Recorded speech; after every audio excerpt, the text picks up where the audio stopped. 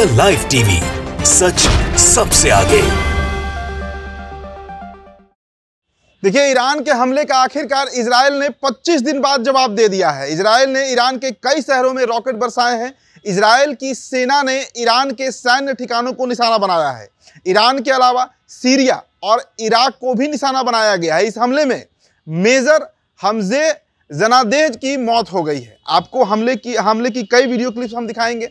इस हमले के बाद तमाम जो इस्लामिक मुल्क हैं, सब ने एक साथ इजराइल को निशाने पर लिया है और ईरान का साथ देने की बात कही है। इस वीडियो में हम आपको यह भी बताएंगे कि बीते सालों में किस तरीके से गाजा के शिक्षक संस्थानों का जो शिक्षण संस्थान है वहां पर उसको इजराइल ने चुन चुन कर खत्म कैसे किया है। स्वागत है आप सभी का द लाइव टीवी में। मेरा नाम उदित तारन है। देखिए, इजराइल पर ईरान के मिसाइल अटैक के बाद सबके मन में यह सवाल था कि आखिर इजराइल पलटवार कब करेगा। इस सवाल का जवाब अब सभी को मिल चुका है।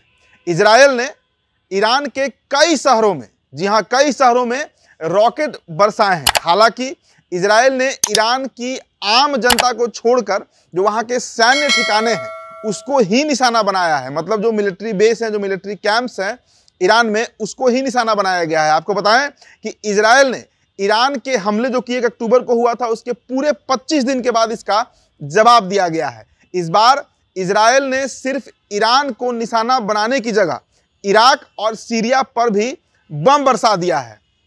आपको बता दें कि इराक और ईरान के साथ साथ इजराइल ने भी फिलहाल अपना एयर स्पेस जो है वो यात्री का मतलब जो होता है एयर स्पेस, वो फ्लाइट्स बंद कर दिया गया है। हालांकि अब तक इजराइल के हमले से कोई खास बड़े नुकसान की बात से इनकार किया जा रहा है। ईरान ने भी इसे कबूला है कि कोई बड़ा नुकसान जो है वो नहीं हुआ है। तो आपको बताएं कि ईरान की सेना ने बयान जारी करके कहा है कि सैन्य ठिकानों पर इजरायली हमले में उनके 2 सैनिक जो है वो मारे गए हैं।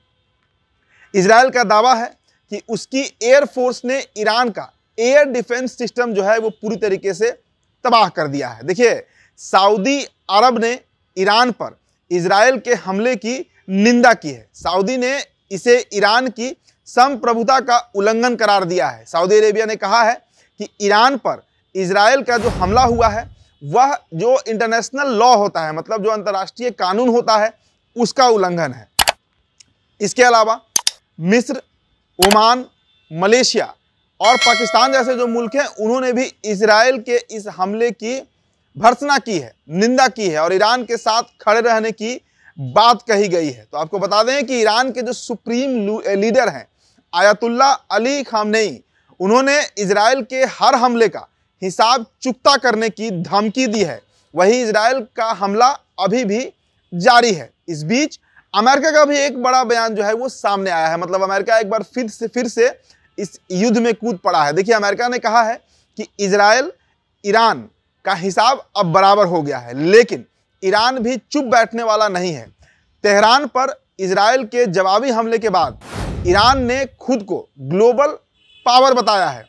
कहा है, ईरान का कहना है कि कल रात साबित कर दिया कि वह न केवल मिसाइल हमलों में बल्कि वायु रक्षा प्रणाली यानी जो एयर डिफेंस सिस्टम होता है उसमें भी ईरान जो है वह एक वर्ल्ड पावर के तौर पर उभरा है। मतलब एक वैश्विक शक्ति के रूप में ईरान जो है वो उभरा है। ईरान का दावा है कि उसने ज़्यादातर इजरायली हमलों को हवा में ही नष्ट कर दिया था। इजराइल के जवाबी हमले के बाद बेंजामिन नेतन्याहू को बड़ी चेतावनी दी गई है। ईरान ने अपनी तरह से एक वीडियो जारी कर कहा है कि आश्रय ले लो, थवी के उस छोर से तेरे खिलाफ उकाब के वेग समान एक ऐसा तूफान आएगा जिसकी भाषा तू नहीं समझेगा। माना जा रहा है कि ईरान ने यह वीडियो इजराइल पर दोबारा जवाबी हमले के उद्देश्य से जारी किया है। इसका साफ मतलब है कि ईरान चुप नहीं बैठने वाला है।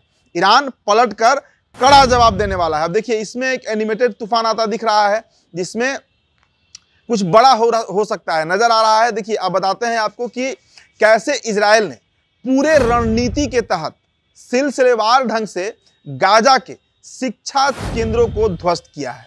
जो एजुकेशन शेल्टर्स होते हैं उनको कैसे बर्बाद किया गया, कुछ आंकड़े आपके सामने हम रखेंगे।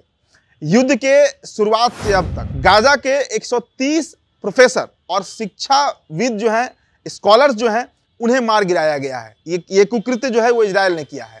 इजराइल चुन चुनकर गाजा के टेक्नोक्रेट्स, रिसर्चर्स, आईटी कम्युनिकेशन के जो लोग हैं उनको मार रहा है।